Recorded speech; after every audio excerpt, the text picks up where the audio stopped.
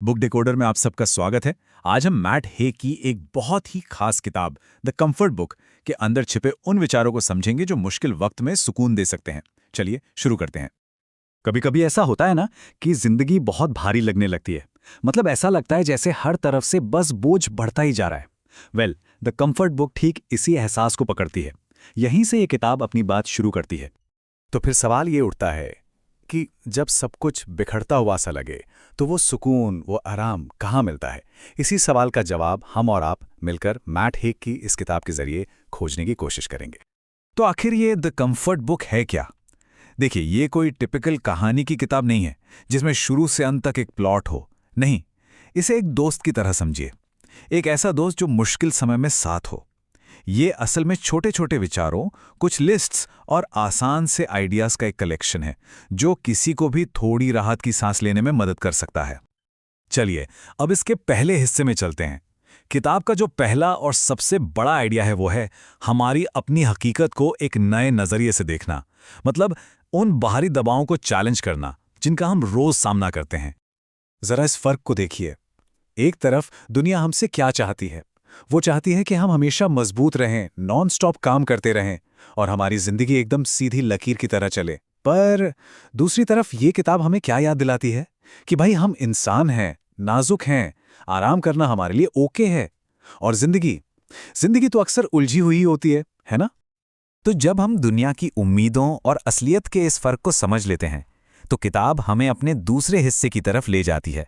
और ये हिस्सा है छोटी छोटी लेकिन असली खुशियों और सुकून को ढूंढने के बारे में। किताब का ये आइडिया मुझे बहुत पसंद है कि सुकून पाने के लिए हमेशा कुछ बहुत बड़ा करने की जरूरत नहीं होती। कभी कभी वो बस एक गर्म कप चाय में मिल जाता है, या फिर चेहरे पर पड़ती हल्की सी धूप में, कोई अपना पसंदीदा गाना सुनने में, एक अच्छी सी वॉक पर जाने में, या फिर किसी दोस्त से बस दिल की बात कह देने में। और यही बात हमें इस कोट पर ले आती है जो कहता है कि छोटे छोटे पल भी हमें बुरे ख्यालों के अंधेरे से बाहर खींच सकते हैं। इन मामूली से दिखने वाले पलों में सच कहूं तो बहुत ज्यादा ताकत छिपी होती है। और पता है, ये किताब सिर्फ बातें नहीं करती, एक बहुत ही सिंपल सी एक्सरसाइज भी बताती है। स्टेप 1, जिंदा रहने की वजहें ढूंढो, उन्हें इकट्ठा करो।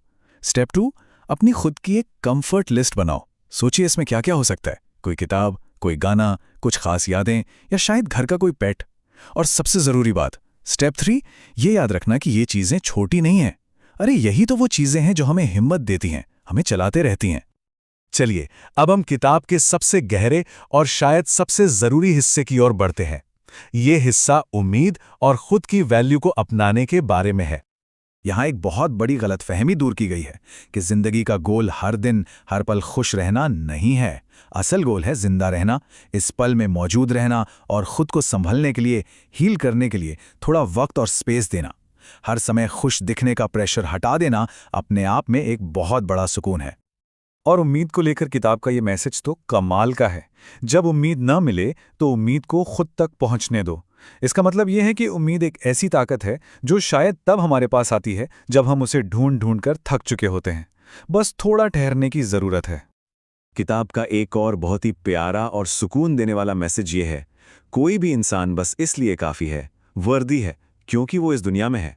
अपनी कीमत को कमाने या किसी के सामने साबित करने की कोई जरूरत नहीं है, वो तो पहले से ही है। और फिर ये किताब हमें एक बहुत गहरे सवाल के साथ छोड़ जाती है। जरा सोचिए, क्या हो अगर ये जो बुरा दौर चल रहा है वो पूरी किताब न होकर सिर्फ एक चैप्टर हो? ये कितनी पावरफुल बात है ना? ये याद दिलाती है कि दर्द हमेशा नहीं रहता और कहानी तो अभी बाकी है। तो अब इन सब बातों को समेटते हुए द कंफर्ट बुक के फाइनल मैसेज पर आते हैं। इसका पूरा सार क्या है? किताब की सबसे आखिरी और सबसे सिंपल सलाह यही है, जिंदगी को एक एक नर्म लम्हे के हिसाब से जिएं। मतलब ठीक होने के लिए कोई रेस नहीं लगानी है और ना ही सब कुछ एक ही बार में समझ लेने की कोई जरूरत है। बस एक बार में एक पल। तो इस पूरी बातचीत से जो 3 सबसे जरूरी बातें हम साथ ले जा सकते हैं वो ये हैं, हर किसी को जिंदगी में धीमा होने की इजाजत है, हर तरह के एहसास को महसूस करने की इजाजत है, और हाँ, जितनी बार भी जरूरत पड़े उतनी बार नई शुरुआत करने की भी पूरी इजाजत है।